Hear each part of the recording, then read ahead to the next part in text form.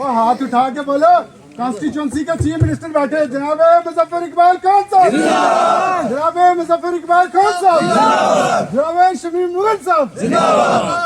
मैं आपका शुक्रगुजार हूं कि आपने मुझे यहाँ बुलाया और इतनी कसीर तादाद में आप लोग यहाँ जमा हुए सुबह सुबह।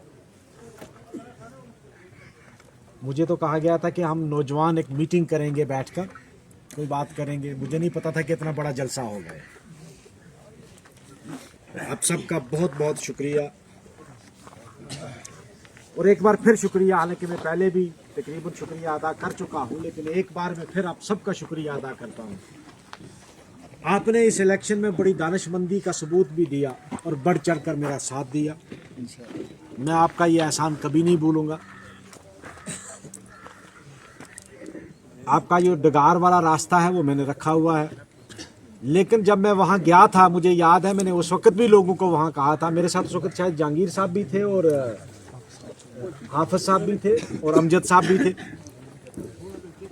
कि इस एरिया में सड़क की ज़रूरत है। रास्ते से बेहतर है कि आप उसको 4 फुट और बढ़ा के कम से कम ट्रैक्टर रोड ही मांगो मुझसे, मैं दूंगा। लेकिन मुझे लगता है कि कोई ज़मीन की तनाज़े की वजह से वो जो प्लान हमारा है वो मटेरियलाइज नहीं हुआ। रास्ते जितने भी आप मुझे लिख कर दे दें, अमजद साहब मुझे दे देंगे, मैं कोशिश करूंगा हर प्लान में कुछ न कुछ हिस्सा में डालता रहूंगा। वो इज्तमाई काम है, अच्छी बात है। इज्तमाई काम, रास्ता हो गया, आपका स्कूल की बिल्डिंग है। मैं कोशिश करूंगा कि इसी साल यहाँ आपको, मैंने पिछली बार भी 2 रूम यहाँ रखे थे, अब पता नहीं उसका टेंडर हुआ है कि नहीं हुआ है। अभी टेंडर नहीं हुआ है। मैंने पिछले साल भी इसके 2 रूम इसके प्रपोज किए थे। अब मैं पता करता हूँ कि वो, कि मैं सोच रहा था कि शायद उसका टेंडर हो गया हो। मैं पता करता हूँ कि उसका टेंडर अभी टेंडर क्यों नहीं हुआ है।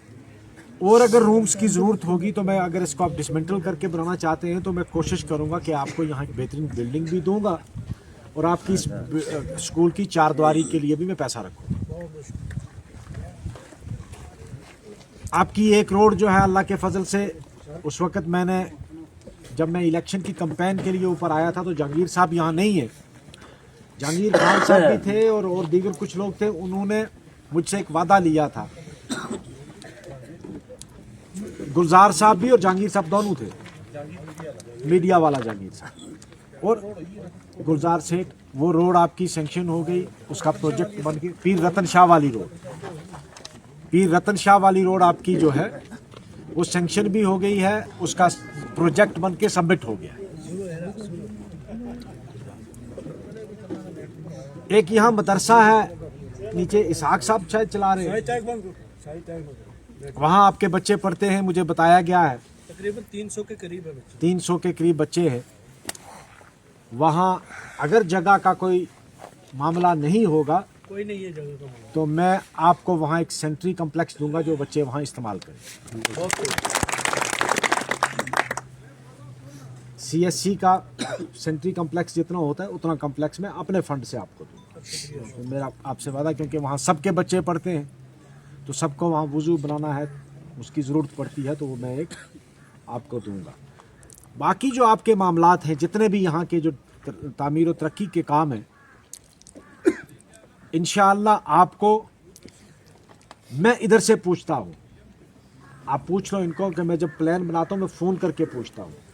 ये अलग बात है कि मेरी कंस्टिट्यूंसी इतनी बड़ी है कि मैं हर पंचायत को इसी बार टच नहीं कर पाया। और मनिहाल, मुझे कोई 10 दिन पहले पता चला कि मनिहाल A किधर है और B किधर है, वो भी मैंने पूछा, मुझे पता नहीं था।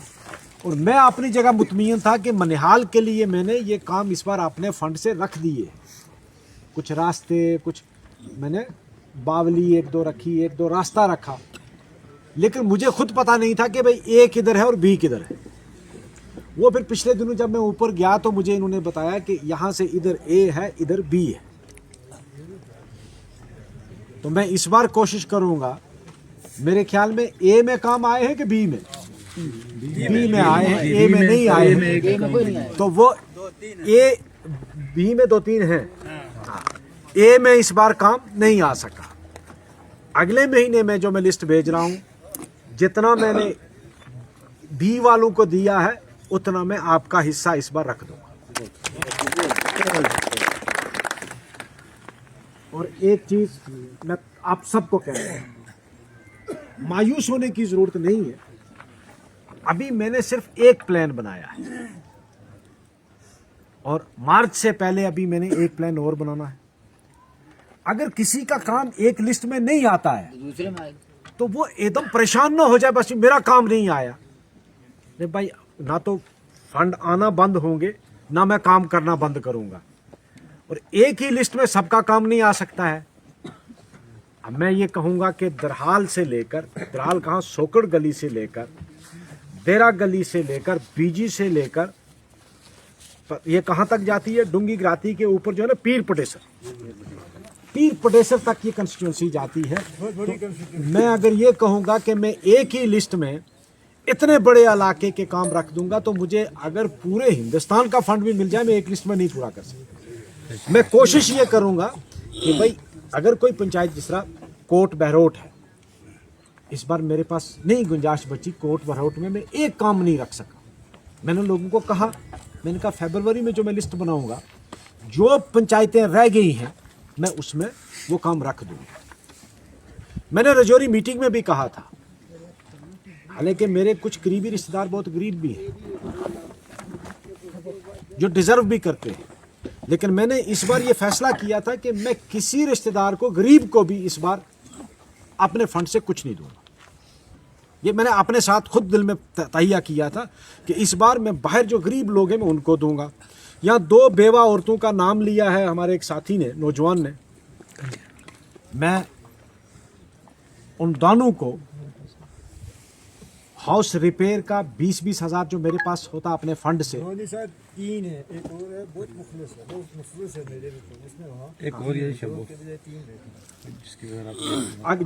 जो रह जाएगा मार्च में मैं दूसरी लिस्ट में डाल दूंगा। फिलहाल उन 2 को मार्च से पहले मैं कोशिश करूंगा कि उनको मैं अपने फंड से भी दूंगा, और अपने फंड से उनके लिए, उन दोनों बेवा औरतों के लिए मैं उनके लिए टॉयलेट बाथरूम रखूंगा। कोशिश मेरी यही है कि मेरा जो फंड है, मेरा फंड नहीं, फंड आपका है जो मैंने तकसीम करना है। मैं कोशिश मेरी ये रहती है कि जो सबसे ज़्यादा गरीब है, जो सबसे ज़्यादा मुस्तहिक है, पहले उसको मिले। अब उसमें वो अलग बात है कि कोई आदमी मेरी आंखों में धूल झांक के कभी कभी ले गया, इसी तरह भी तो जो ठीक हालत में थे वो भी ले गए, लेकिन वो धोखाधड़ी में। वो एक बार जब मैं सुरनकोट में था ना, तो मैं रिजाइन जब किया मैंने, तो मैं गया डूंगी ग्राती के ऊपर एक जगह है, पढ़ा पीछे ऊपर लास्ट स्टॉप पे, वहाँ एक कोई बहुत पुराने ज़माने की एक मस्जिद भी है और एक मंदिर भी है, पत्थर की मस्जिद है, एक मंदिर है पत्थर का। तो वहाँ कोई नमाज का वक्त हुआ, मेरे ख्याल में असर का वक्त हुआ, तो मैंने कहा भाई मैं नमाज़ पढ़ लूँगा। नमाज पढ़ने लगा तो वहाँ दौड़ के एक आदमी आ गया, उसने मुझे पहचान लिया। मैं उस इलाके में पहली बार गया, अब उस वक्त वो हमारी कंस्टिट्यूंसी का हिस्सा था। तो एक आदमी कहने लगा मेरे घर चाय पीनी है जी आपने, आज मारा को चाय पी गया जो। मैंने जो मेरे साथी, मैंने कहा यार ये कोई गरीब मस्कीन सा आदमी लगता है, ये नाराज़ हो जाएगा, तो आप इसके घर चाय, हमने आज ज़रूरत नहीं थी, मैं नमाज़ पढ़ के मस्जिद से निकला तो चाय पी। उसी ने मुझे बताया कि ये कोई कौरव पांडु के दौर का एक मंदिर है यहाँ, वो भी देखा मैंने। कहता मैं गया था आपके पास सुरनकोट, मैंने कहा मैंने आपको पहचाना था। कहा ते किस तरह पहचान तो, कुत जिला में गयो थो ना, तो यो कपड़ो थोड़ो थो, फटे वो कपड़ो बक्सुओं ना टाकी ला के गयो थो, बक्सुओं जोड़ गया। मैं क्या वो क्यों, हमने क्या था जज कपड़ा देख के तो और कट कर छोड़ा, जिसको गरीब कपड़े, जिसको फटा हुआ कपड़ों तक क्या तो उसने और कट कर छोड़ा था, वो फटा हुआ कपड़ों ला गया तो यो कपड़ो थोड़ा ला गया तो है, तो पहचान तो किथू। तो उस तरह कुछ लोग आ जाते हैं भाई मेरे पास, मैं उनकी हालत देख के तो मैं कभी कभी करता, हो सकता है मुझे धोखा भी लगा हो, गलती भी लगी हो, मैं भी बशर हूँ, मुझसे भी गलती हो सकती है। लेकिन मेरी कोशिश यही है कि भाई जहाँ ज़रूरत है वहाँ पैसा दिया जाए, वहाँ काम किया जाए। आपके जितने रास्तों के हैं मैं रास्तों की लिस्ट ले लूंगा अमजद साहब से, मनिहाल ए की। मैं कोशिश करूंगा, मैं इनसे कहूंगा कि प्रायोरिटी वाइज आप मुझे दे दें, क्योंकि रास्ता सबके लिए है और सबसे ज़्यादा प्रायोरिटी रास्ते को ही देनी चाहिए।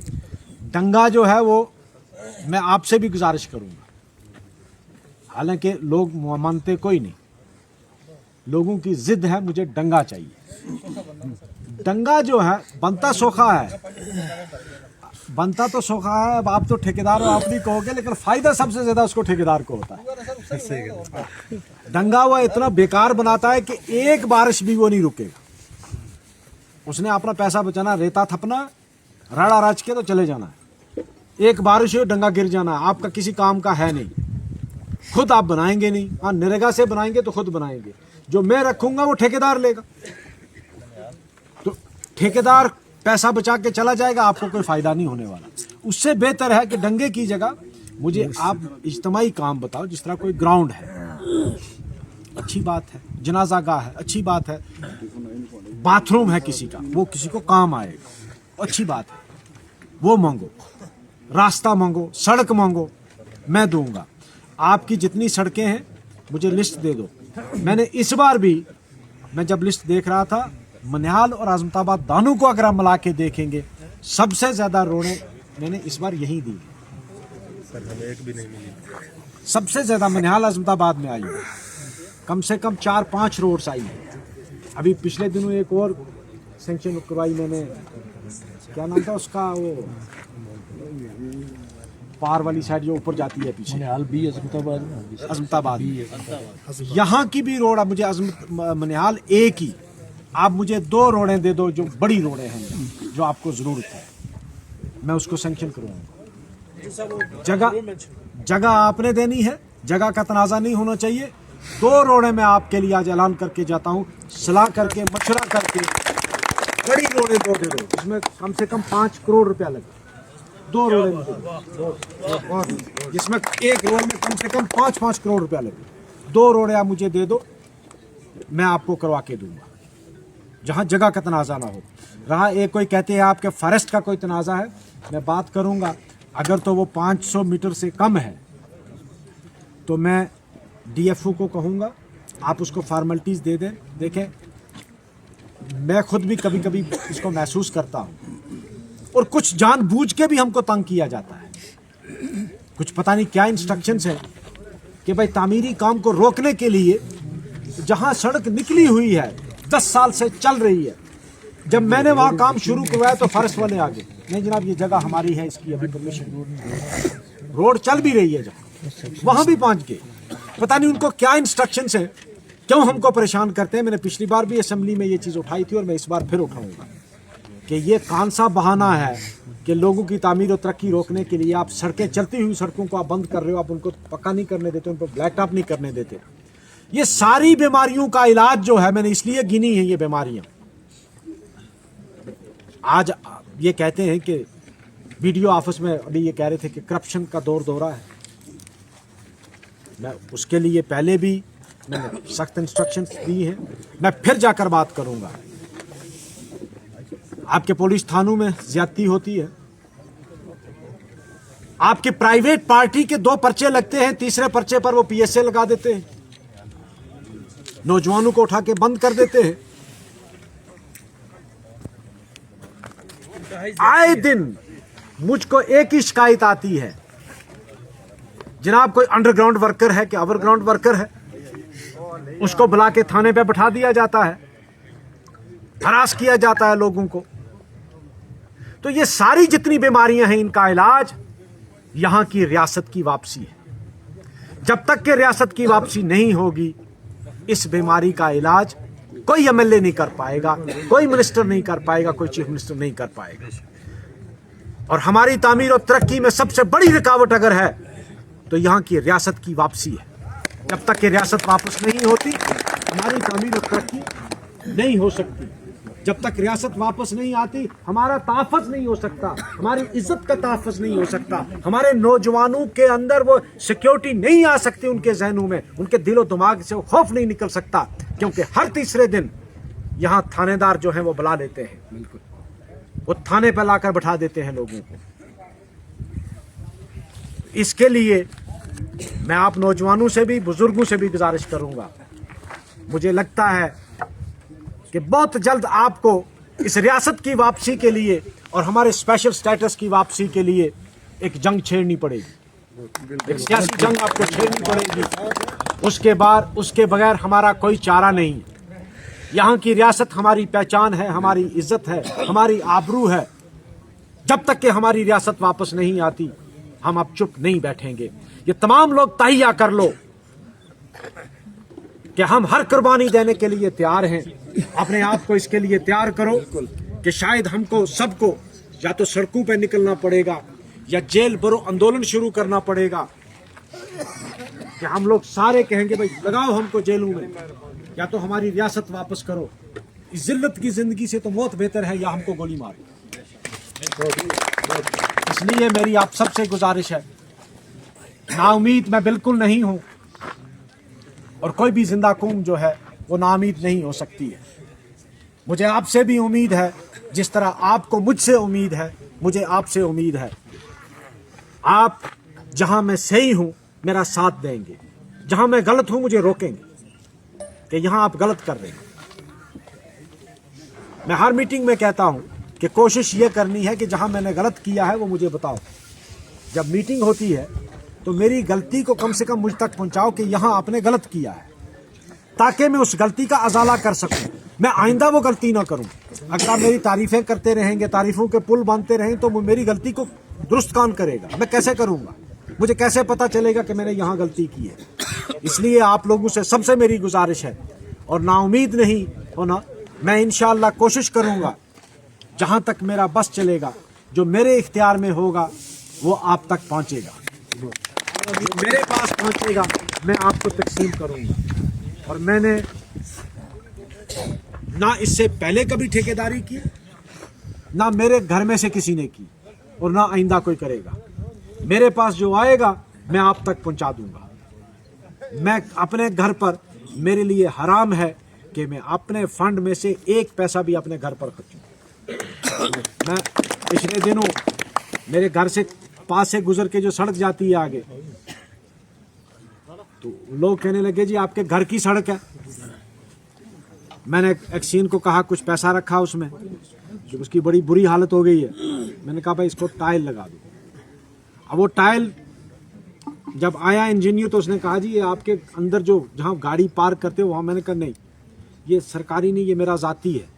ये सरकारी जो रोड है उस पर लगाओ, मेरे घर की तरफ मैं अपनी जेब से लगाऊंगा, ये ठेके वाला मैं नहीं लगाऊंगा। मैं कोशिश मेरी यही है कि मैं कम से कम हल्फन आपको कल ये कह सकूं कि मैंने अपनी ज़ात पे या अपने घर पर मैंने एक पैसा नहीं खर्चा है। और मैंने उस टाइल वाले को, इंजीनियर को मना कर दिया। मैंने कहा नहीं, जब आप सर्वे कर रहा हो, सर्वे करने लगा तो मैंने कहा नहीं भाई, जहाँ मेरी गाड़ी पार्क होती है वहाँ ये उस खाते से नहीं, ये मैं अपनी जेब से लगाऊंगा। मैंने नहीं लगाने दिया कि कल मैं कम से कम अगर मैं अपने घर में सरकारी काम करवा सकता हूं तो फिर मुझे बाकी भी इख्तियार है, मैं फिर और क्यों नहीं खाऊंगा। तो इंशाअल्लाह आपको कम से कम ये गिला मुझसे नहीं होगा कि मैंने आपकी को हक तलफी करके मैंने अपनों को फायदा लिया है। मैं आज भी अपने उसी मौक़िफ़ पे कायम हूँ जो इलेक्शन में मैंने कहा था कि मेरे पास जो आएगा मैं तकसीम करके सबको दूंगा। अब ये अलग बात है कि एक को पहले मिलेगा, दूसरे को बाद में मिलेगा, लेकिन मिलेगा ज़रूर। इसलिए